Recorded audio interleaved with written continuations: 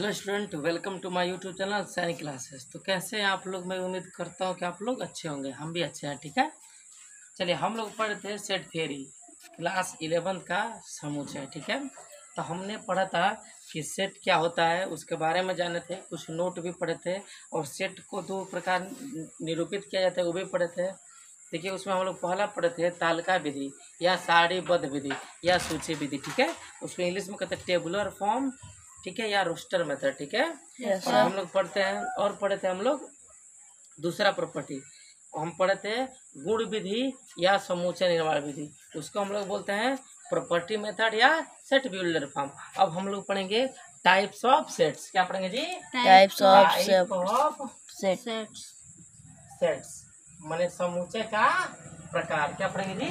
समुच्चय का प्रकार। तो देखिए, समुच्चय का प्रकार में हम लोग पहला पढ़ेंगे रिक्त समुच्चय। क्या? रिक्त समुच्चय, ठीक है। Yes sir. इंग्लिश में बोलते हैं इम्पटी सेट। क्या? Empty sets, or void set, or null sets, ठीक है जी। Yes sir. नल सेट्स, इतना समझ में आया? देखिए, इसी का नाम है इम्पटी सेट, वर्ड सेट या नल सेट, ठीक है। तो देखिए, कोई पूछेगा इम्पटी सेट को किस चीज से रिप्रेजेंट किया जाता है, ठीक है। तो देखिए, फाइव से किस फाइव अगर हम बना दें तो फाइव से किसको रिप्रेजेंट किया जाता है? इम्पटी सेट को। या हम केवल कर्ली ब्रैकेट लगा दें और बंद कर दे कर्ली ब्रैकेट, तो देखिए इसमें कोई अवयव है क्या? नहीं। तो यानी रिक्त मतलब क्या होता है? खाली। रिक्त मतलब क्या होता है? खाली। माने इसमें कोई अवयव ना हो उसे रिक्त समुच्चय कहेंगे, ठीक है। तो देखिए, इसको कितने लोग फाइव पढ़ते हैं और कितने लोग फी पढ़ते हैं, ठीक है। इसको समझ में आया? Yes sir. तो देखिए, हम अब इसको डिफाइन करेंगे।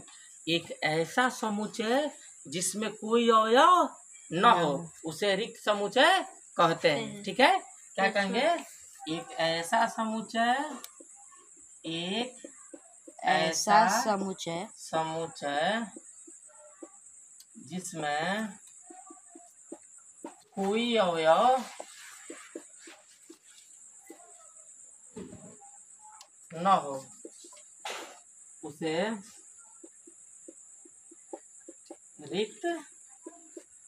समुच्चय कहते हैं, ठीक है। इसको इंग्लिश में क्या कहेंगे? देखिए, पहले ये जाना जाए। ऐसा समुच्चय जिसमें कोई अवयव न हो उसे रिक्त समुच्चय कहते हैं। इसे फाइव से क्या किया जाता है जी? दर्शाते हैं। इसे फाइव से दर्शाते हैं या प्रदर्शित किया जाता है, ठीक है। फाइव या अगर हम ऐसे बना दे तो ठीक है, इसे फाइव से या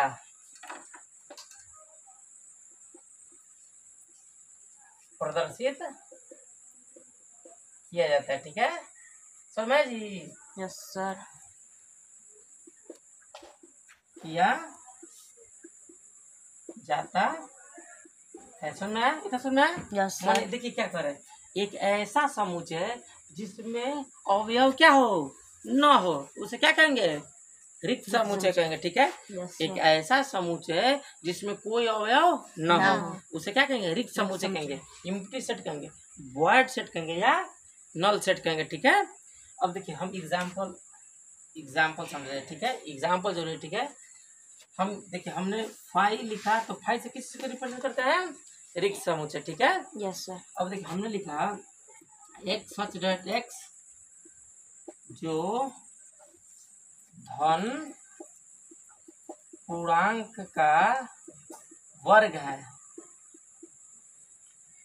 और -1 के बराबर है, ठीक है। -1 के क्या है जी? बराबर है। क्या है? बराबर है। हमने ये सेट को क्या किया? लिखा। हमने ये सेट को लिखा कि एक्स जो क्या है? धन पूर्णांक का वर्ग। धन पूर्णांक क्या होता है? 1 का वर्ग 1 का वर्ग 1, 2 का वर्ग 4, 3 का वर्ग 9, ठीक है। और पर जिसका मान क्या हो? -1 है। तो क्या ऐसा कभी पॉसिबल है? ध्यान दीजिए, इधर इधर ध्यान दीजिए, ध्यान रहेगा तो कंसंट्रेशन रहेगा, ठीक है। क्या ऐसा पॉसिबल है कभी कि हम किसी धन पूर्णांक का वर्ग करें और उसका रिजल्ट -1, ऐसा पॉसिबल है? No, sir. नहीं है। अर्थात ये कौन सा समुच्चय है? रिक्त हम ये नाम इसको दे दिए, अर्थात जो हमने ये लिखा ये पॉसिबल नहीं है। अर्थात ये कौन समुच्चय है? खाली समुच्चय। क्या है? खाली रिक्त समुच्चय। कोई दिक्कत? नो और देखिए सर। हमने कोई एक बी सेट लिया, ठीक है। हमने लिखा x सच डेट x जो है 2 से x सच x जो है क्या है? सम संख्या। क्या है? सम सम संख्या संख्या है जो 2 से नहीं कटता है।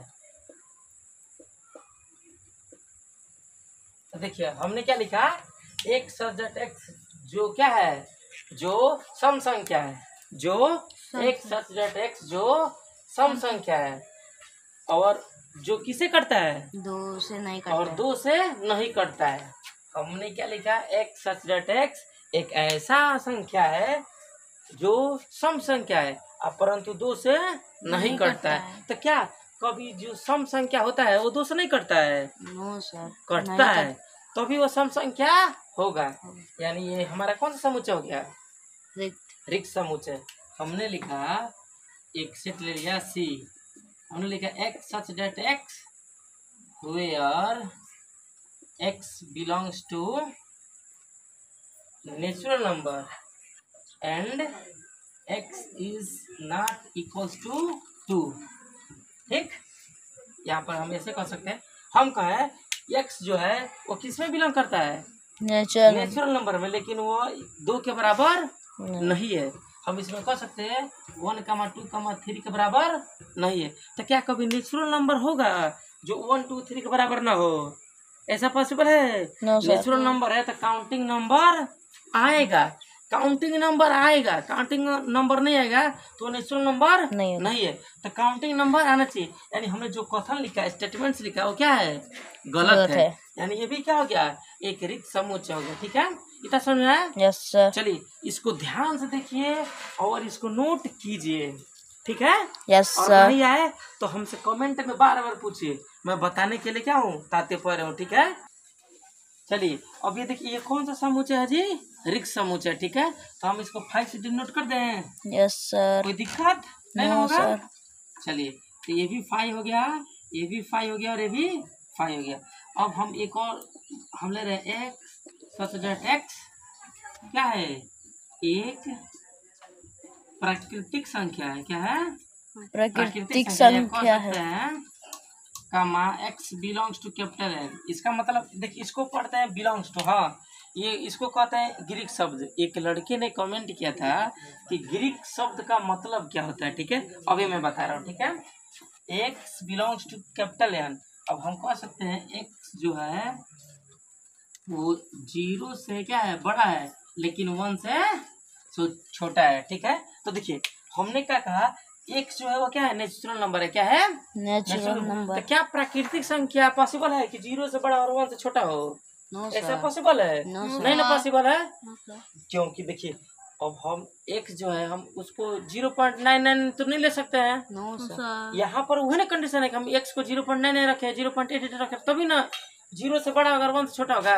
लेकिन क्या नेचुरल नंबर पॉइंट में होता है? No sir. नहीं, वो डेसिमल नंबर होता है। ठीक है, यस सर। उसमें फ्रैक्शन पार्ट भी होता है, बताया जाएगा। ठीक है, इतना समझ में आया? यस तो सर। इसीलिए कह देंगे कि ये जो कंडीशन ये सेटिस्फाई नहीं हो रहा है, इसीलिए हमारा ये जो सेट है वो एम्प्टी सेट है, खाली समुच्चय है। ध्यान से देखिए और एक चीज क्या है? कंफर्म है। ठीक है, इतना समझ में आया? इसीलिए हम यहाँ पर 5 से डिनोट कर दिया। कितने लोग भी पढ़ते हैं? अब चलिए एक लड़के ने पूछा था कि सर ग्रीक शब्द का मतलब क्या होता है। ठीक है, उसको जाना है तो इसको देखिए पहले ये एक और ले लीजिए। हमने कहा x सच डेट x और यहाँ पर लिख दे x is not equal to x।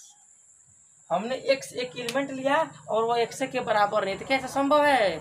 x कुछ ना कुछ होना चाहिए, तभी वो खाली समुच्चय नहीं होगा। अगर उसमें कुछ नहीं है तो खाली समुच्चय है। ठीक है, इतना समझ में आया? Yes sir. इसको यहाँ पर भी लिख सकते थे नॉट इक्वल टू एक्स, कोई दिक्कत। अब देखिए यानी इतना खाली रिक्त समुच्चय का एग्जाम्पल है ताकि आपको एकदम अच्छे से क्लियर हो।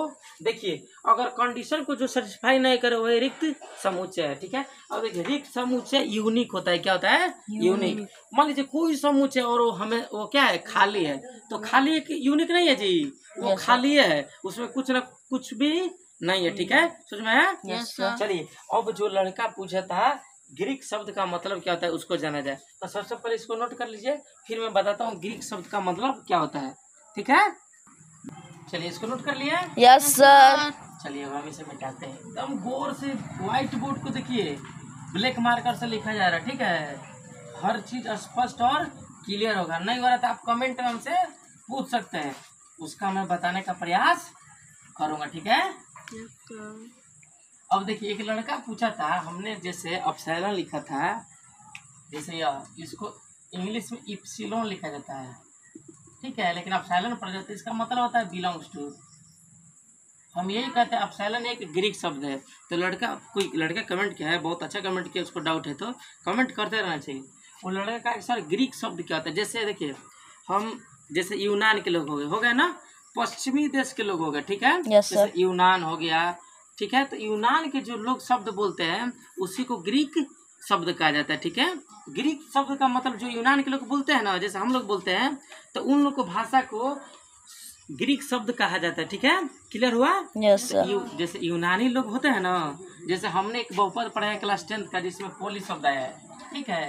पोली का मतलब होता है बहुत से, ये भी एक यूनानी शब्द है, ठीक है। तो जो यूनान के लोग बोलते हैं जो अपनी भाषा, उसको हम लोग ग्रीक शब्द कहते हैं, ठीक है, क्लियर हुआ, क्लियर हुआ जी। Yes sir. चलिए आप लोग को भी क्लियर होगा, और जो लड़का कमेंट किया उसको भी क्लियर हो जाएगा। तो देखिए ग्रीक शब्द एक यूनानी भाषा है, ठीक है, मन यूनान के लोग जो शब्द का प्रयोग करते हैं हम उसको ग्रीक शब्द भी कहते हैं, ठीक है। अब देखिए अब हम लोग कुछ हम लोग कुछ कॉन्सेप्ट पढ़ेंगे, जैसे नोट हो गया क्या। अब देखिए अब हम ऐसे लिखे हैं, ठीक, हमने एक सेट लिया और उसमें एक एलिमेंट है 0, क्या यह रिक्त समुच्चय है। तो आंसर आप लोग देंगे कि नहीं, यह रिक्त समुच्चय नहीं है, क्योंकि रिक्त समुच्चय में पढ़ा है कि उसमें कोई अवयव नहीं होना चाहिए, तो इसमें तो एक अवयव है ना 0, यस सर। यह रिक्त समुच्चय नहीं है, ठीक है। अब हमने लिख दिया रिक्त समुच्चय को किस चीज से प्रदर्शित करते हैं बाबू, फाई से, किस चीज से, फाई से। तो हमने ऐसे लिख दिया, तो देखिए फाई तो कर्ली ब्रैकेट के अंदर आ गया ना। Yes sir. फाई किसके आ गया, कर्ली ब्रैकेट के अंदर। तो क्या रिक्त समुच्चय है, नहीं है, क्या है, नहीं, यह भी रिक्त समुच्चय नहीं है, ठीक है। ये दोनों क्या होगा, रिक्त समुच्चय नहीं होगा, रिक्त समुच्चय नहीं होगा, इट इज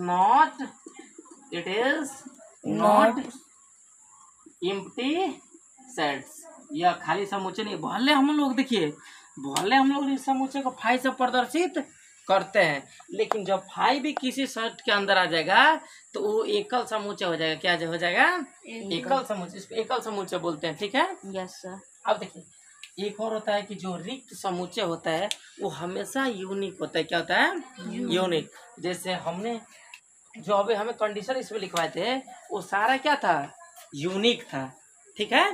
तो रिक्त समुच्चय क्या होता है, यूनिक होता है, इतना क्लियर हुआ। Yes sir. तो देखिए अगर 0 भी कर्ली ब्रैकेट के अंदर आ जाए, ठीक है, तो उसका मतलब दूसरा हो जाता है, ठीक है। Yes sir. अगर 5 भी कर्ली ब्रैकेट के अंदर आ जाए तो उसको हम रिक्त समुच्चय नहीं कहेंगे, इसका भी मतलब दूसरा हो जाता है। एकदम बोर्ड पे कंसंट्रेशन बनाए रखिए, तो अभी आपको बेटर समझ में आएगा, ठीक है। अब हम लोग पढ़ेंगे एकल समुच्चय, क्या पढ़ेंगे, एकल समुच्चय, ठीक। देखिए यही एग्जाम्पल मैं रख रहा हूँ, ठीक है, पहले एग्जाम्पल से मैं समझा दूंगा आप लोग को। देखिए मैथ पढ़ने के लिए कंसंट्रेशन आपका होना चाहिए, क्या होना चाहिए, मान लीजिए हमने लिखा एग्जाम्पल किसी 5, मैंने लिखा कमा यहाँ पे 2, तो देखिए ये एक, देखिए कर्ली ब्रैकेट के अंदर आ गया तो क्या होगा, सेट्स होगा। जब आपको पढ़ाया जाएगा ग्रेटेस्ट इंटीजर फंक्शन तो उसमें भी इसका महत्व होता है, ठीक है, लेकिन सेट में कर्ली ब्रैकेट के अंदर आ जाएगा तो कुछ ना कुछ उसका नाम होगा, ठीक है। तो देखिए इस सेट में कितने अवयव हैं जी, 3, एक 3 नहीं, ठीक है, ये सब अलग अलग है। तो इस सेट में कितने अवयव हैं, एक है ना। तो कहीं एक ऐसा समुच्चय जिसमें केवल एक ही अवयव हो उसे एकल समुच्चय कहते हैं, ठीक है। अब पढ़ा जाए, इस समझ में आया? यस अगर कोई सेट होगा अगर उसमें केवल एक ही अवयव, कितना अवयव है जी? एक, तो उसे क्या कहेंगे? एकल समुच्चय। क्या कहेंगे? एकल समुच्चय। तो चलिए जाना जाए एकल समुच्चय, जिसको इंग्लिश में क्या कहते हैं? Singleton set. क्या?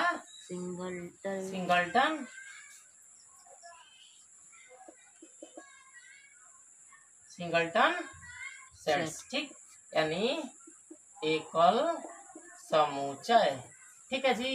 Yes sir. एकल समुच्चय। देखिए हम अभी आपको एग्जांपल बताए थे ना, तो एग्जांपल में जो कर्ली ब्रैकेट के अंदर था उसमें कितने एलिमेंट थे? केवल एक। कितने एलिमेंट थे? केवल एक। तो देखिए भौकाली बनाना है कि सेट बहुत टफ है, सेट बहुत इजी है, बस उसको क्या करते रहना है? समझते रहना है। क्या करते रहना है? समझते रहना हम है। क्या लिखेंगे? एक ऐसा समुच्चय, एक ऐसा समुच्चय जिसमें केवल एक अवयव। क्या हो? जिसमें केवल एक अवयव हो, उसे एकल समुच्चय कहते हैं। देखिए कितना आसान है। This is very easy to understand you. यह बहुत आसान है आप लोग को समझने के लिए। मतलब एक ऐसा समुच्चय जिसमें कितना अवयव है जी? सिर्फ एक अवयव हो, उसे क्या कहेंगे? एकल समुच्चय कहेंगे, ठीक है। जैसे हमने एग्जांपल लिखा, ये 1 आ गया कर्ली ब्रैकेट के अंदर, इसमें कितना अवयव है? एक है, इसे क्या कहेंगे? एकल समुच्चय। इसमें कितना अवयव है? एक है, तो इसको बोलेंगे एकल समुच्चय। अगर हमने लिख दिया 5, इसको भी क्या बोलेंगे? एकल समुच्चय। हमने लिख दिया 0, इसको भी क्या बोलेंगे? एकल समुच्चय, ठीक है। तो क्लियर हुआ? तो पूछेगा एकल समुच्चय क्या होता है, तो देखिए इसका नाम है सिंगलटन सेट। एकल समुच्चय क्या होता है? तो फट दिमाग लगा, एकल मन एक, समुच्चय मतलब समुच्चय, मतलब एक ऐसा समुच्चय जिसमें केवल एक अवयव, उसे क्या कहेंगे जी? एकल समुच्चय कहेंगे, ठीक है। अब देखिए इतना समझ में आया?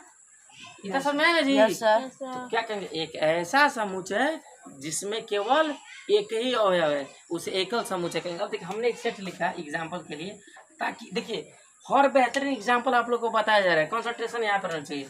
अब देखिए यहाँ पे हमने लिखा 2,3, एक सेट है ए, फिर बी सेट है 3,4, सी सेट है 5 और डी सेट है 2, 3, 4, 5 डॉट डॉट डॉट, यहाँ पे 1 भी कह दीजिए, यानी नेचुरल नंबर हो जाए, ठीक है। तो कोई पूछेगा इस एग्जाम्पल में एकल समुच्चय कौन है, तो आंसर आप कौन देंगे? C. Answer C. That's good, आपने आंसर सही दिया, बिल्कुल सही दिया। देखिए क्योंकि इसमें 2 अवयव है ना। इसको अवयव भी कहा जाता है और एलिमेंट भी कहा जाता है और मेंबर भी कहा जाता है, ठीक है। ये कर्ली ब्रैकेट है, हर जगह कर्ली ब्रैकेट होगा बाबू। आप लोग एकदम ध्यान से कंसंट्रेशन यहाँ पे लगाएंगे तो IIT फटाक से क्रैक हो जाएगा, ठीक है। अब देखिए यहाँ पे ये इक्वल है, इसको कोई जेड मत समझ लेना, ठीक है। यह इक्वल है, ये भी इक्वल है, ठीक है। तो कोई पूछेगा कि यह सेट जो दिया गया है, 4 ऑप्शन दिया गया है, इसमें एकल समुच्चय कौन है, तो हम लोग फट एक ऐसा समुच्चय जिसमें कितना अवयव जी? एक अवयव। इसमें किसमें एक अवयव है? Option C. तो सी पर क्या कर देंगे? टिक कर देंगे, ठीक है। Yes sir. चल इसको नोट कीजिए। फिर अब देखिए अब हम लोग पढ़ेंगे इसके बाद बहुत होगा, परिमित होगा, अपरिमित होगा, फाइनाइट, इनफाइनाइट, माने बहुत, अब subset, proper set, improper subset, बहुत से पढ़ेंगे, ठीक है। तो इतना अच्छा लगे तो आप लोग लाइक कीजिए, शेयर कीजिए और कमेंट कीजिए, हर एक बेहतरीन आपको बताया जाएगा, ठीक है। आप लोग मेरा इतना वीडियो देखे इसके लिए आप लोग को बहुत बहुत धन्यवाद। और देखिए शेयर करना मत भूलिए और लाइक कीजिए, ठीक है। और जो नहीं आ रहा है कमेंट में पूछे, जैसे एक लड़के ने पूछा था ग्रीक शब्द का मतलब, तो मैंने बताया ना कि यूनान के जो लोग बोलते हैं भाषा को, उसी को ग्रीक शब्द कहा जाता है, ठीक है। तो कोई यूनानी दिया होगा आप साइलेंट, ठीक है। इतना क्लियर हुआ? तो चलिए आप लोगों ने इतना नोट कर लीजिए और जो नहीं आ रहा है कमेंट में पूछिए, मैं बताने का प्रयास करूंगा। घबराइए नहीं, मैथ बहुत इजी हो जाएगा, ठीक है। चलिए नोट कर लीजिए।